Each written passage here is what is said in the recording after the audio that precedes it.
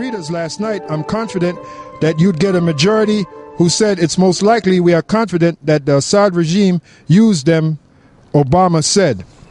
Hey, what the Assad government should do is bring charges against America for using chemtrails. Yep. You know? GMO food.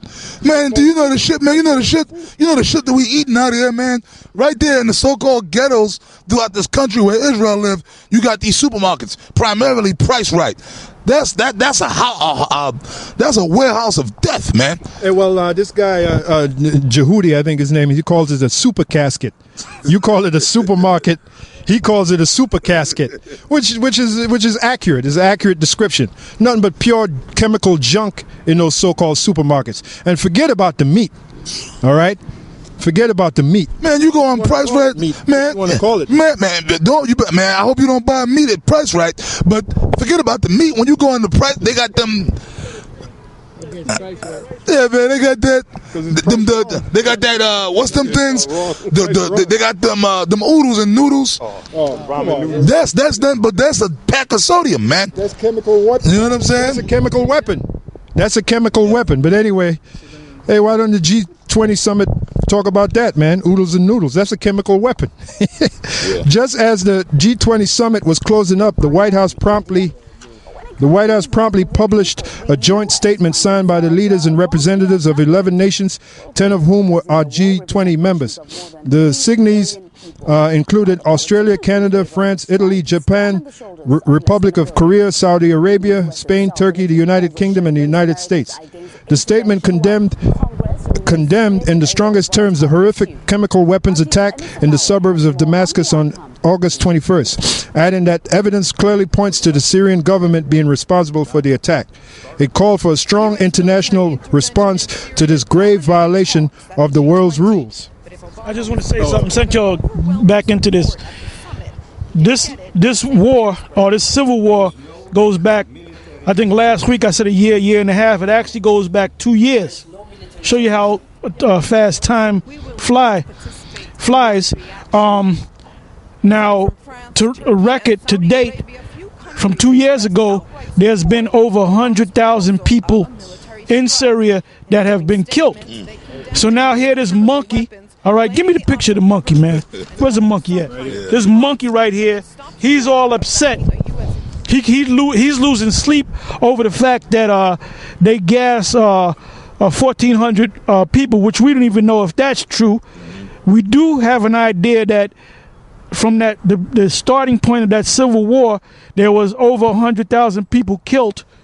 All right, and so it doesn't make sense for this guy to get into a uproar about 1,400 people.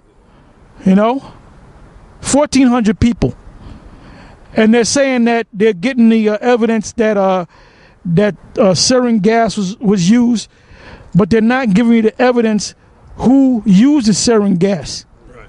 Okay? This is a nice round number, too. 1,400. Killers. That's right. But this guy, see, that's why they put this monkey up in here, man. That's why they put this monkey up in here. So, because the white man is played out. They know they wasn't going to stand for the next white man to come up in office. Right. Everybody done woke up to the fact that the white man's a devil. Right. So they brought this monkey up there, and then they're starting to see that this guy's a damn devil. Yeah. Right. A black devil. Yeah, it was ripe to bring in a black man, and a so-called black man in office. Okay, go ahead. This is Daniel. Yeah, you're looking at the monkey now. Daniel chapter 7 verse 19.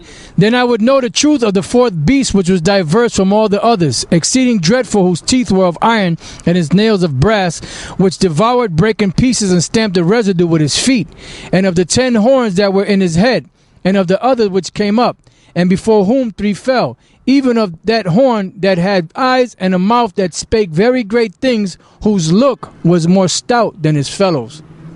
You've seen the example of Obama, all the statements he made at the G20 summit, that America is ready to go to war against Syria because Syria is bombing their people with chemical weapons. That's an example of the scripture, you know? Yeah, America, the wickedness of that's a wicked beast, man. Isaiah 34:1. Come near, ye nations, to hear, and hearken, ye people, Let the earth. Yeah, can you get this Isaiah 34? Because okay, we're gonna jump over to the next Bible. Then after that, we're gonna wrap it up with this. Come on, Salaki. Isaiah 34:1. Yep. Isaiah 34:1. Come near, ye nations, to hear, and hearken, ye people. Let the earth hear, and all that is therein, the world and all the things that come forth of it.